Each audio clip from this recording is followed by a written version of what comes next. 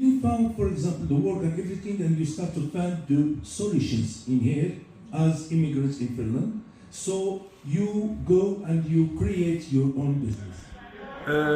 بسم الله الرحمن الرحيم.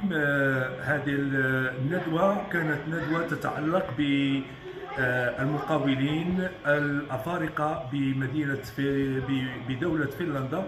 هذه الندوة تمحورت حول العديد من النقط التي ناقشناها في هذا الأسبوع الإفريقي الثقافي بمشاركة مجلس مغاربة فنلندا الذي كان حاضرا بقوة في هذا اللقاء بعد اللقاء الذي كان في الصباح الباكر مع سفير جلالة الملك محمد السادس نصر. تحدث عن المهاجرين الأفارقة وآفاقهم والمستثمرين الأفارقة القاطنين بفنلندا، ما هي التحديات والصعوبات التي يواجهونها في مشاكلهم بالنسبة للمقاولات وبالنسبة للتحديات، وكيفية العمل مع مثلا جلب استثمارات أو من